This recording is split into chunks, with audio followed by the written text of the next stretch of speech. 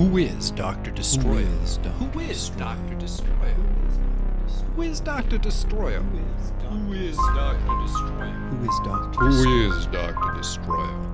Who is Dr. Destroyo? Who is Dr. Destroyo? Who is Dr. Destroyo? I am Dr. Destroyo.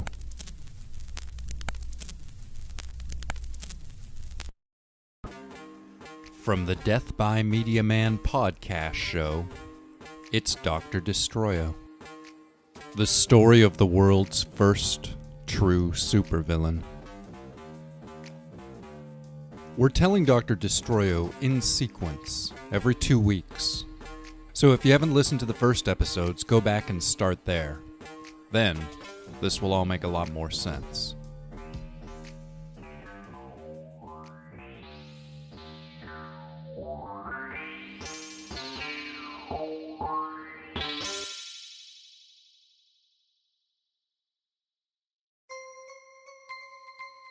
Chapter 31.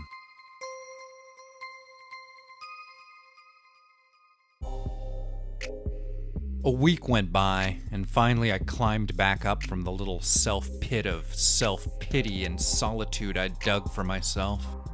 I started actively checking internet sites again. I started wearing the mask when I sat down at the computer, just to get in character or something. I discovered quickly that during my week off, Rex Challenge had come to town and disappeared. There was a tense few hours of internet searching as I tried to put together a narrative. By the time I'd gotten back online, he'd already been missing for over 48 hours. According to his blog, he'd made it to Terminal City a few days into my self-imposed exile, and then roughly a day later, he'd simply gone missing. Or at least his blog had gone dead, as had all of his other online soapboxes. I may have to start rethinking my strategy, was the crux of his final post. Online, opinions about what had happened were pretty divided, as you might expect from such a disparate community as the internet. Was Rex Challenge dead or alive? Had Dr. Destroyo killed him? Was the whole thing a hoax? Had there ever been a Rex Challenge? Had somebody been paid off just to go away? People still couldn't decide if I even existed, but the trail of dead bodies had to lead somewhere, right? There were conspiracies about conspiracies which themselves were about urban myths. Truth was elusive at best, but hard evidence was practically non-existent, aside from the corpses. I considered blogging something publicly about the cowardice of Rex Challenge, but then decided to leave it be. I'd asked him to leave me alone, and now he was gone. Why push it? I did think it was a little weird that he'd come all the way to my stupid little city just to go missing across town from me. But what was I supposed to do about it? What was anybody supposed to do about it? It wasn't like a real person had gone missing. Rex Challenge was still just somebody's internet persona, even if he was a real guy with a real name. And a fictional identity can go missing far easier than a factual one, I theorized. The whole thing felt like a dream to me, or like a TV show I was following in lieu of a life. That any of it was actually happening seemed inconceivable. It was also unrealistic, so unlike real life. So I sat in front of my computer screen and I ran my hands down my face, feeling the mask that was layered between the skin of my fingertips and the skin of my skull. I felt absolute, invincible. I was bulletproof and unbreakable, eternal, fresh but filthy, like something that could never come clean. I was disease-proof and omnivorous. I was the perfect being created for universal supremacy. I was a bad idea, given substance and form and an internet connection. The disappearance of Rex Challenge just served to strengthen the notoriety and mystery which surrounded my identity, even for myself. I fantasized that I'd gone out and killed Rex in my sleep. I imagined that I'd chopped up the body and burned it away with acid in a big metal barrel.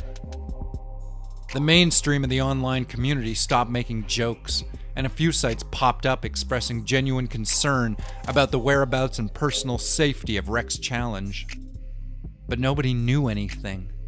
Nobody knew anything, nobody had seen anything, and there was no body. Was it even a crime? Had a real person gone missing for real? Or was there just a big pitch for a new novelty soft drink at the end of all this intrigue? I'd zapped him off into space, or teleported him onto the moon. I'd disintegrated him. I'd transformed him into a fish. I'd wiped his memory and turned him into a homeless person. I'd beaten him into a coma and left him for dead. I'd burnt him alive. I'd drained his blood and turned him into an undead minion.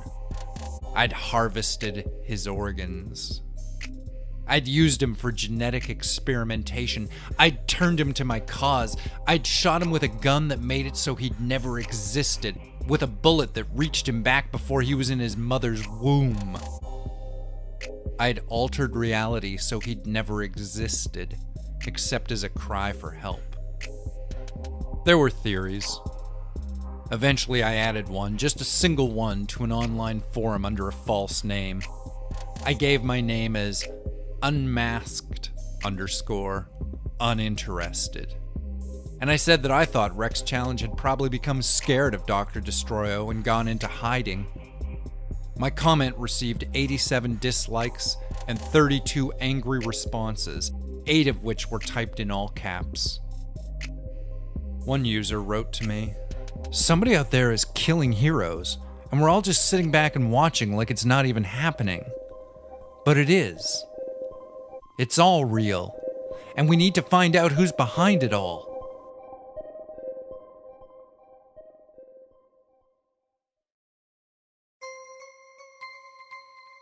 Chapter 32.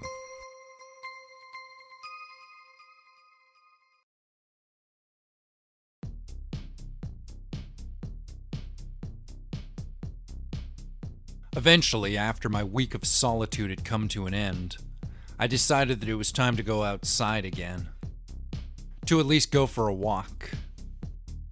I got dressed and then laced up my shoes and pulled on a coat.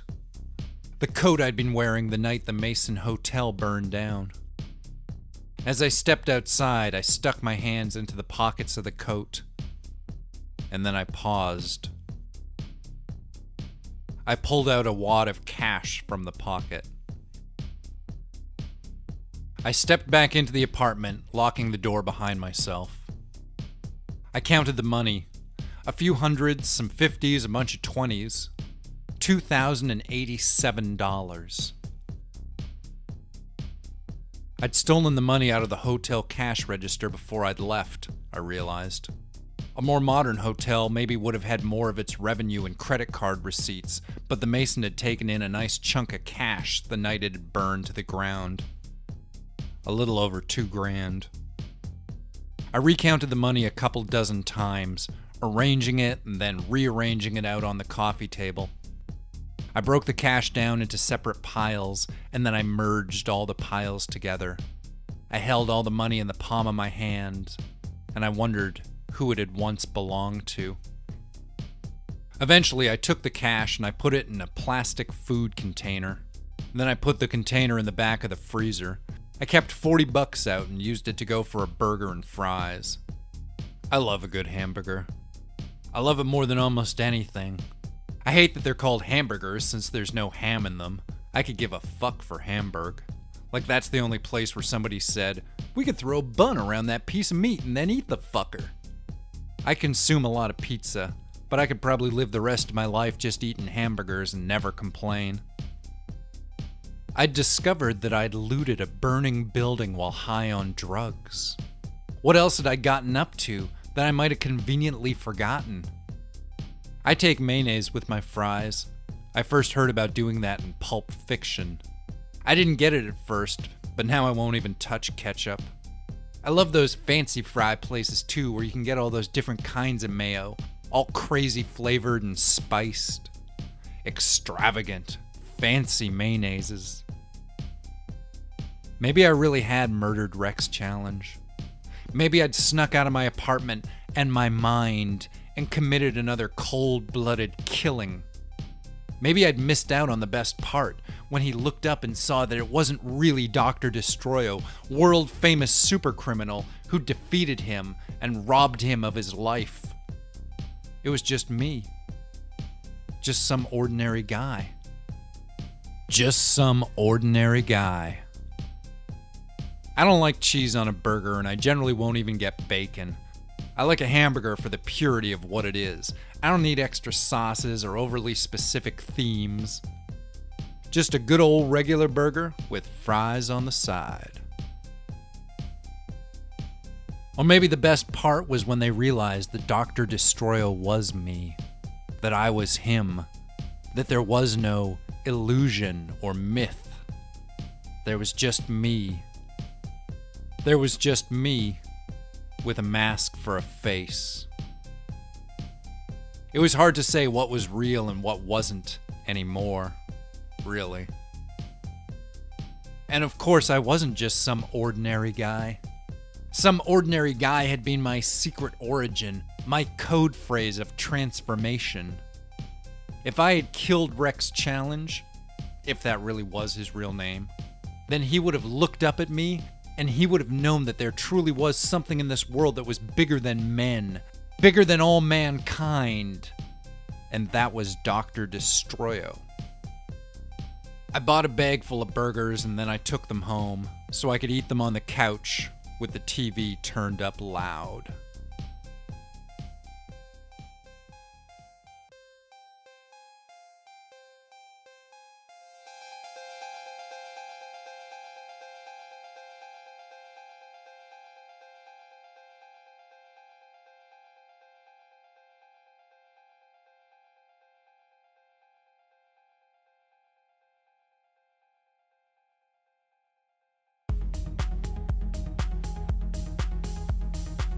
Dr. Destroyo is written and produced by Hank Pattison for the Death by Media Man podcast channel.